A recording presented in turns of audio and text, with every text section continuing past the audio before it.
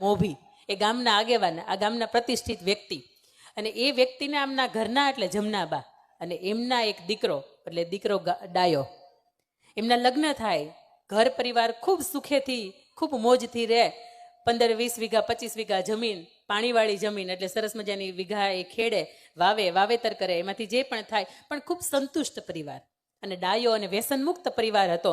એટલે દીકરા ડાયાના લગ્ન પણ જલ્દી થઈ ગયા. દીકરા ડાયાને ઘેર ગંગા નામની સ્ત્રી છે એ પરણીને આવે છે. અને ગંગા એટલે એવી ગંગા કે જ્યારે તમે એમ થાય હરિદ્વારની અંદર તમે ગંગાને જોવો, નિર્મળ વહેતી, એની બોલી, એની ભાત, એનું ચાલવાનું, એનું બોલવાનું, ઉઠવાનું, ઘરમાં બધાની સાચવણી, પતિની સેવા, રાઘવજી પટેલને જમનાબાની સેવા, ખૂબ એમ કહી શકાય એકો એવી સ્ત્રી કે આખું ગામ એને વખાડે કે દીકરાની વહુ મળે ને તો ગંગા જેવી મળે, આવી સ્ત્રી. અને એમ કહેવાય કે સુખી સંપન્ન પરિવાર હોય ને એની વચ્ચે ક્યાંક કોકની નજર લાગે. આ ડાયો રોજ સવારમાં પોતાની 4-5 વાગે ગાડું લઈ અને વાડીએ જાય, એટલે 2-5 ગામના લોકો ગાંજો પીવે, અને રોજ ડાયાને એવું કે ડાયા ગાંજો પીવા હાલ. ડાયો એમ કે ના રે બાપુ, મારા બાપુ મને મારે, હું 2-5 રૂપિયાનું હજી દાન કરી આવું ને. આજથી 240 વર્ષ પહેલાની આ ઘટનાની હું તમને વાત કરી રહી છું. પટેલ પરિવારના આંગણે આ સત્ય ઘટના બની છે, એની વાત છે. મારા બાપુએ કે હું 2-5 રૂપિયાનું દાન દઈ આવું ને તો મને મારે નહીં, પણ આવા હું ગાંજા પીવા બેહું ને તો મને મારે.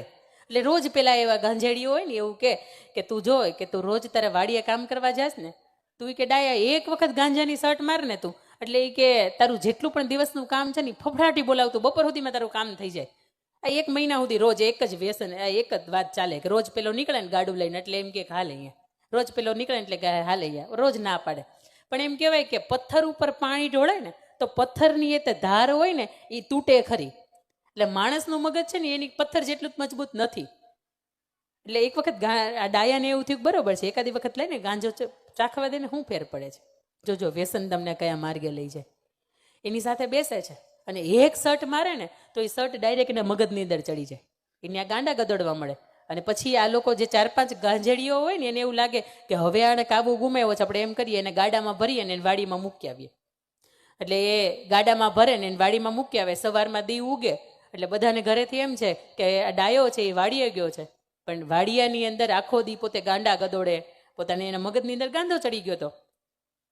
અને પેલા વ્યક્તિઓ હતા ને એ છુપાઈ ગયા, એને ખબર જ નહીં કોણ ક્યાં છે. સાંજે દી ઢેળો, ગાડું વાડીએથી પાછું ન આવ્યું, એટલે જમનાબાઈએ એવું કીધું સાંભળો છો, અને સાંભળો છો શબ્દ એટલે પહેલાના સમયની અંદર, અત્યારે તો નામથી બોલાવો તમે, દીપક ને રાજેશ ને રવિન, પણ ત્યારના સમયમાં એ કેવું કહેતા કે સાંભળો છો, એટલે ખબર પડે કે એકબીજાને પૂરકને શબ્દોને બોલાવે. નકર મોટો દીકરો હોય કે મોટી દીકરી હોય ને એમના નામથી બોલાવતા. એટલે રાઘવજી પટેલ કે ખોખાર